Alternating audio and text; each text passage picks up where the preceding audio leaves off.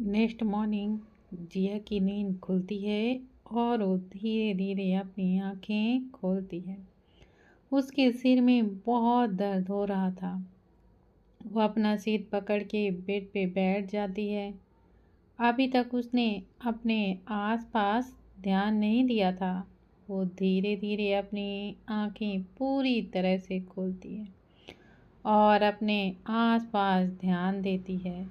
उसकी आंखें सदमे से चौड़ी हो जाती हैं। वो बच्चों की तरह रोते हुए बोली, हे भगवान, मैं तो किडनैप हो गई, पर मुझे कौन किडनैप करेगा? मैंने तो किसी का कुछ भी नहीं बिगाड़ा।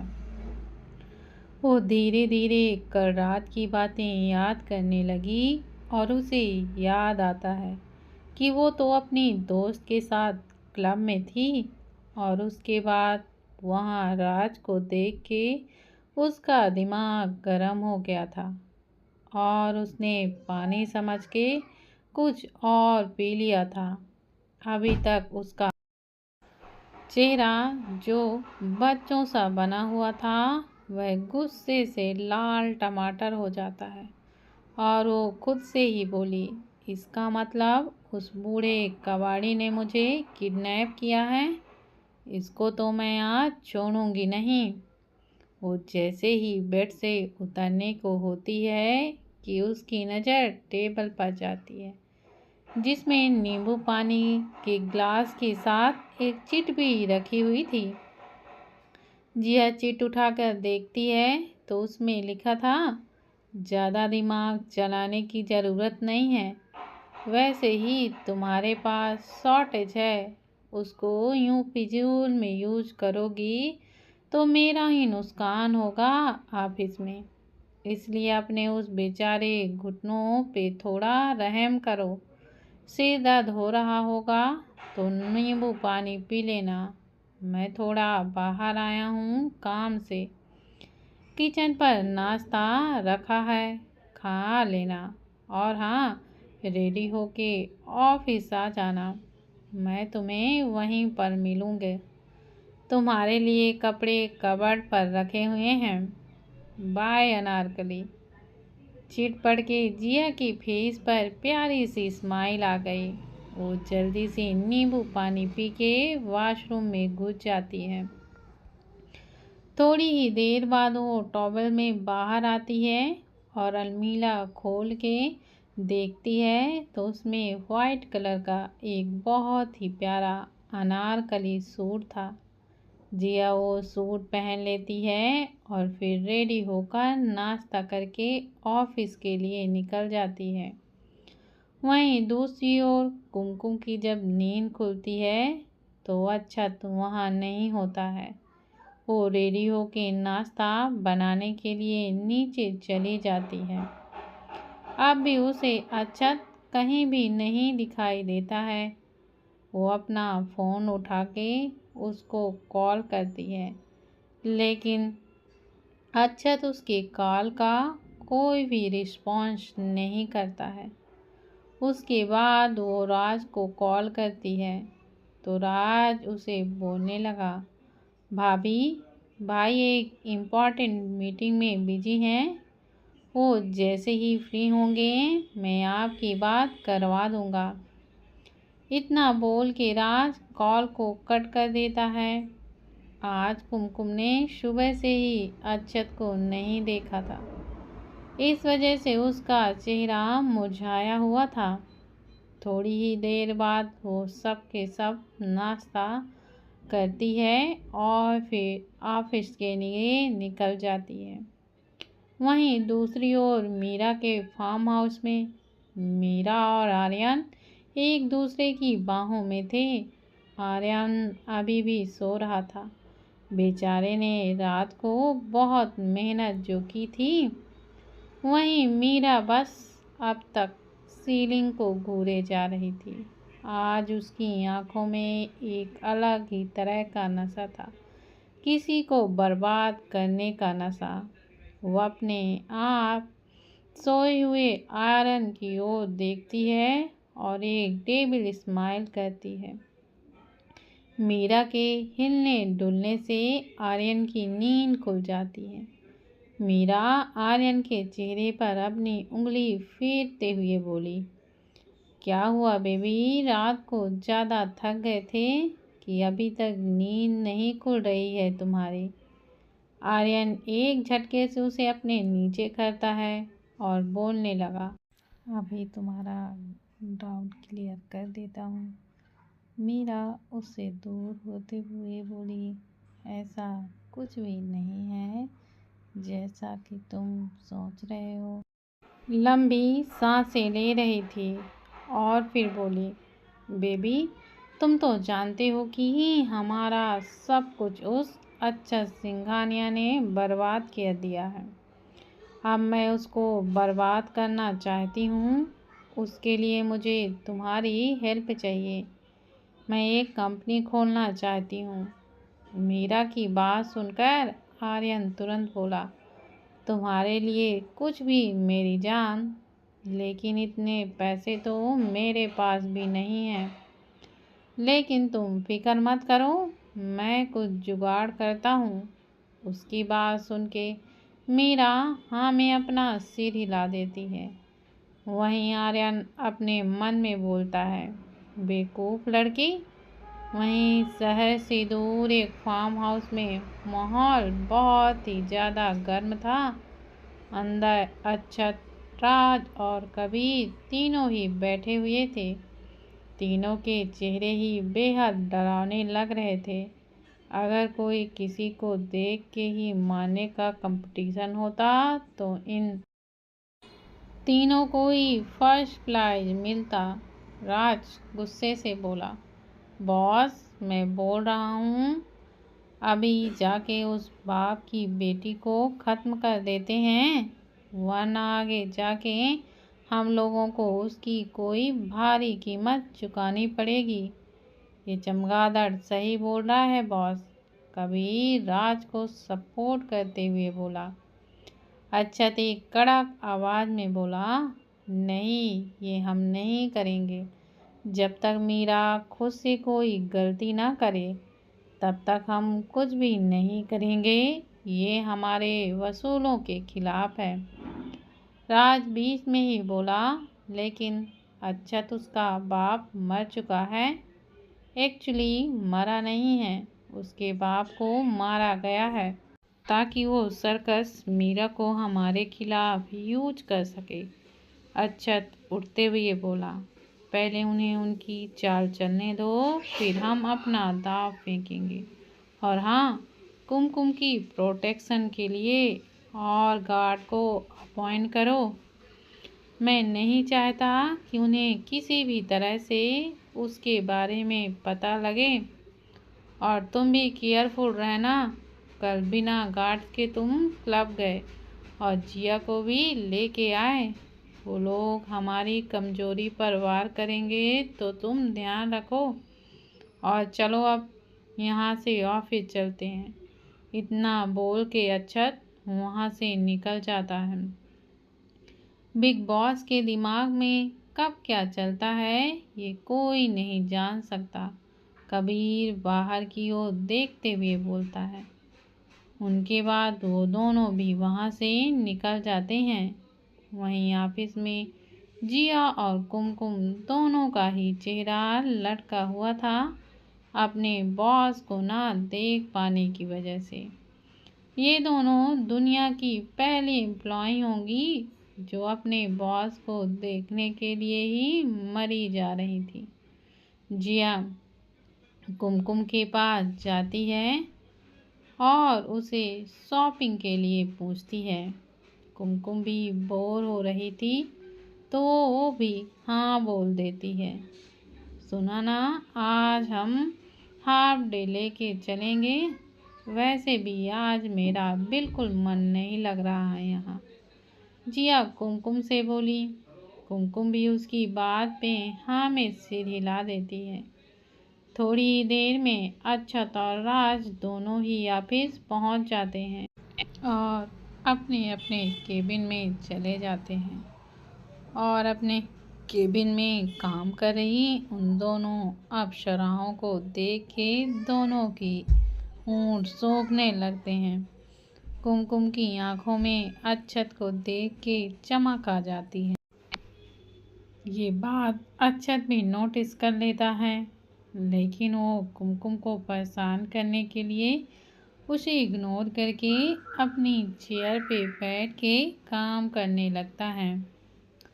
कुमकुम को उसका इग्नोरेंस देख के बहुत ही ज़्यादा गुस्सा आता है और वो गुस्से से उसकी चेयर के पास जाकर खड़ी हो जाती है।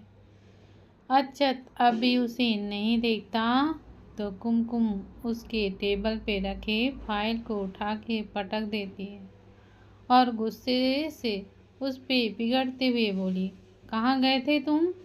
बताकर नहीं जा सकते थे? अच्छा, बता के नहीं गए थे तो कम से कम मेरे कॉल का जवाब तो दे देते। लेकिन नहीं, उसमें तो तुम्हारी हाइट कम हो जाती। कुमकुम बस नॉन स्टॉप बोले ही जा रही थी। अच्छा, थोड़ी देर तो उसकी बातें सुनता है, लेकिन जब उससे और कंट्रोल नहीं होता है तो वह उसकी कमर पकड़ के खींच लेता है। कुमकुम को अपनी गोद में बैठा के उसके होंठों पर अपने होंठों को रख देता है और फिर उसे किस करने लगता है। कुमकुम की आंखें उसकी हरकत से बाहर की ओर आने को हो गई थी। वो जितना खुद को छुड़ाने की कोशिश करती है, अक्षत उसे और कस के खुद से चिपका लेता है। एक लंबी पैशनेट किस के बाद अक्षत उसे छोड़ देता है और उसके गालों पर अपनी उंगली फेरते हुए बोला, क्या हुआ जान? तुम कुछ बोल नहीं रही थी, लेकिन मैं सुन नहीं पाया। क्या तुम फिर से रिपीट कर दोगी? कुमकुम की सांसें तो अक्षत के पास आने से ही अटक जाती हैं। वो अपना सिर जल्दी जल्दी ना में हिला देती है। लेकिन मैंने तो सुना था तुम कुछ कह रही थी, जल्दी बोलो, नहीं तो फिर मैं आगे कंटिन्यू करूँगा। अक्षत शरारत से बोलता है। उसकी बातें सुन के कुमकुम की हालत एकदम खराब हुई जा रही थी। वो जल्दी से अपने दिमाग की घोड़ी दौड़ाते हुए बोली, वो मुझे शॉपिंग पर जाना है। किसके साथ जाओगी? अक्षत पूछता है। जिया के साथ, कुमकुम जवाब देती है। ठीक है, जा सकती हो, लेकिन अपना ध्यान रखना, अक्षत बोलता है और उसे अपना क्रेडिट कार्ड निकाल के दे देता है। कुमकुम उसको मना करते हुए बोली तो अक्षत उसे बोलता है, फिर ठीक है, तुम नहीं जाओगी। कुमकुम जल्दी से कार्ड ले लेती है और बाहर की ओर भाग जाती है। वो जल्दी से बिना देखे ही राज के केबिन में चली जाती है, लेकिन जब सामने देखती है तो जिया लाल टमाटर सा चेहरा लिए राज की चेयर के पास खड़ी हुई थी। कुमकुम जाते ही उसे बोली, तुझे क्या हुआ है? कुमकुम की बातें सुन के जिया गुस्से से राज की ओर देखती है, जो उसे मुस्कुराते हुए देख रहा था। वो कुछ नहीं बोलती है और आगे बढ़ के कुमकुम का हाथ पकड़ के केबिन से निकल जाती है। उसके जाते ही राज जोर जोर से हंसने लगता है और बोलता है, सिली गर्ल, और वो दोनों ऑफिस से निकल जाते हैं। थोड़ी ही देर में वो दोनों दिल्ली के सबसे फेमस मॉल के बाहर होते हैं। जिया का फ़ोन रिंग करता है और वो अपनी मम्मी का कॉल उठा के बात करने लगती है। वहीं कुमकुम अपने बैग से फ़ोन निकालते हुए अंदर की ओर बढ़ती है कि वो सामने से आ रहे आर्यन से टकरा जाती है। वो गिरती कि उससे पहले ही आर्यन उसे संभाल लेता है।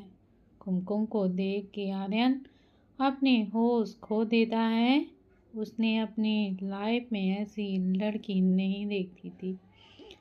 कुमकुम जल्दी से उससे दूर होती है और अंदर की ओर बढ़ जाती है, क्योंकि उसे आर्यन के सोने से अच्छा नहीं लग रहा था। वहीं आर्यन अपने बालों में हाथ फेरता हुआ अपनी कार में बैठ जाता है और अपने असिस्टेंट को कॉल करके कुमकुम के बारे में पता लगाने के लिए बोल देता है। वहीं कुमकुम और जिया दोनों ही अंदर चले जाते हैं। दोनों मिलके बहुत सारी शॉपिंग करते हैं। कुमकुम ने अपने लिए कुछ नहीं लिया था, क्योंकि सना जी ने उसके लिए ऑलरेडी बहुत सारे कपड़े ले दिए थे, लेकिन वो बाकी सब के लिए कोई ना कोई गिफ्ट ज़रूर लेती है। जब जिया उसके गिफ्ट के बारे में पूछती है तो बहाना बनाकर कहने लगी, मम्मी को शादी में जाना है तो उन्होंने ही सब लाने को बोला है, इसलिए ले लिया। जिया वे और कुछ नहीं पूछती। सारी शॉपिंग हो जाने के बाद वो दोनों मॉल में ही बने एक कैफ़े में जाते हैं और कुछ स्नैक्स और कॉफ़ी को ऑर्डर कर देते हैं, क्योंकि दोनों को ही अब जोरों की भूख लग रही थी। कॉफ़ी पीते हुए कुमकुम जिया से पूछती है, तुझे ऑफिस में क्या हुआ था? इतना पसीना पसीना क्यों आ रहा था तुझे? पूरा फेस रेड हो गया था। तेरी तबीयत तो ठीक है ना? कुमकुम की बात सुन के जिया का चेहरा एक बार फिर से रेड होने लगता है। वो जो भी ऑफिस में हुआ था वो सब सोचने लगती है। फ्लैशबैक। राज जैसे ही अपने केबिन में जाने लगता है, वो केबिन से बाहर आती जिया से टकरा जाता है। जिया बिना देखे ही बोलती है, अंधे हो, दिखाई नहीं देता? कितनी जोर से लग गई मुझे। वो अपनी नज़रें उठाकर देखती है तो राज उसे गुस्से से घूरे जा रहा था।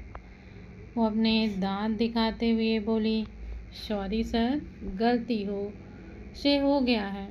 राज गुस्से से जाकर अपनी चेयर पर बैठ जाता है और उसके सामने जिया अपना मासूम सा चेहरा लिए खड़ी थी।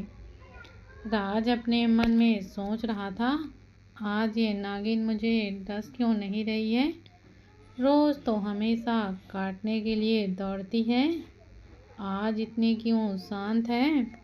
और ऊपर से इसने मुझे सॉरी भी बोला, कुछ तो गड़बड़ है। राज उसे थोड़ी देर घूरता रहता है और फिर बोलता है, वैसे अनारकली, रोज तो तुम मुझे डंक मारने को तैयार रहती हो, आज ये शहद कैसे टपक रहा है? उसकी जुबान से अपने लिए फिर से अनारकली सुन के जिया का पारा तो हाई हो जाता है। उसने सोचा था कि राज ने उसकी मदद की है तो उससे अच्छे से बात करेगी, लेकिन ये आदमी तो चाहता ही नहीं कि जिया का दिमाग थोड़ा सा ठंडा रहे। वो गुस्से से राज के ऊपर बिगड़ते हुए बोली, तुम्हारी हिम्मत कैसे हुई मुझे अनारकली बोलने की?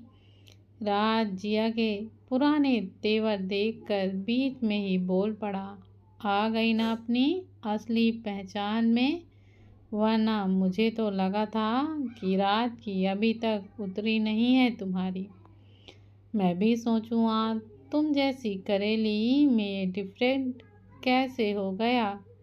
जिया राज पर भड़कते हुए बोली, अगर मैं करेली हूँ तो तुम कौन सा रसमलाई हो, जब देखो तब डायनासोर की तरह आग ही उगलते रहते हो।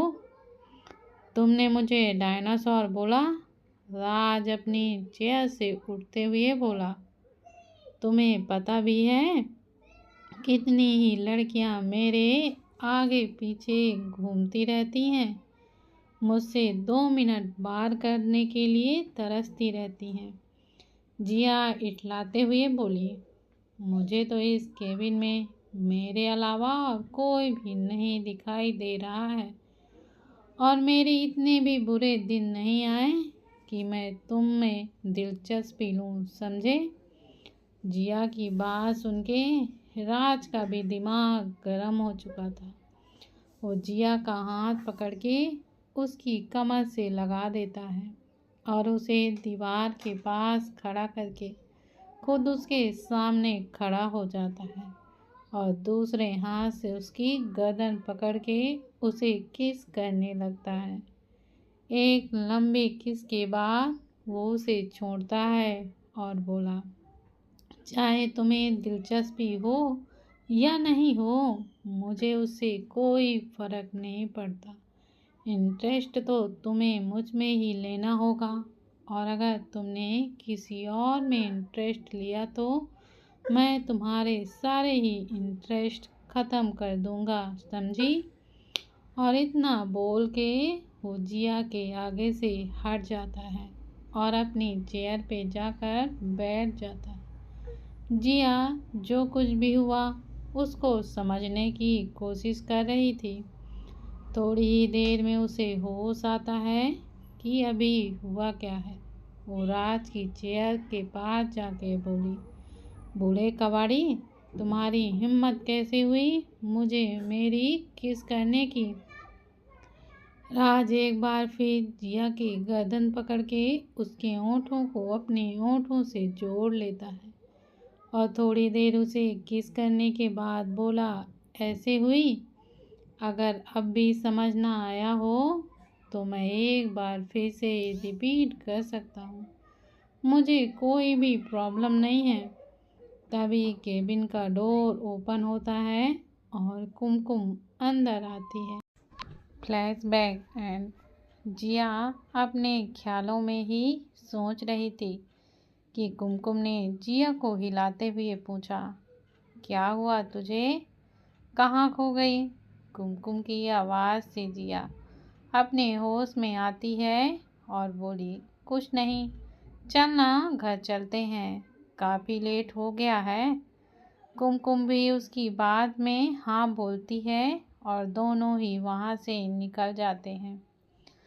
वहीं दूसरी ओर आर्यन अपने विला में बैठा एक फाइल पढ़ रहा था और उसका असिस्टेंट उसके सामने खड़ा हुआ था। उसके फेस पर एक बड़ी सी स्माइल थी, लेकिन थोड़ी ही देर में उसके चेहरे पर गुस्सा छा गया था। वो गुस्से से रिवान को घूरते हुए बोला, ये सब क्या है। उसमें तो सिर्फ आधी सी इंफॉर्मेशन है, बाकी कहाँ है। रिवान बोला, सर हमने पूरी कोशिश की थी पता लगाने की, लेकिन आगे का कुछ पता ही नहीं चला। ऐसा लगता है कि कोई उनकी इंफॉर्मेशन को छुपा रहा है। आर्यन अपने असिस्टेंट पे बिगड़ते हुए बोला, वो एक मिडिल क्लास की लड़की है, उसकी इंफॉर्मेशन को कोई क्यों हिंट करेगा। तुम्हारे पास सिर्फ और सिर्फ कल तक का वक्त है। मुझे उसकी सारी की सारी इंफॉर्मेशन चाहिए, हो सके तो उसके पीछे गार्ड भी लगवा दो। मुझे उसकी सारी इंफॉर्मेशन मिलनी ही चाहिए। रिवान ओके सर बोल के वहाँ से निकल जाता है। उसके जाने के बाद आर्यन जोर जोर से हंसते हुए बोला, कुमकुम बहुत जल्द तुम मेरे पास होगी। क्या होगा अब आर्यन का अगला कदम। क्या वो कुमकुम को पाने में हो जाएगा कामयाब या फिर अक्षत बचा लेगा कुमकुम को आर्यन से, या होगा कुछ और ही धमाका। जानेंगे हम आगे। तब तक के लिए बाय बाय।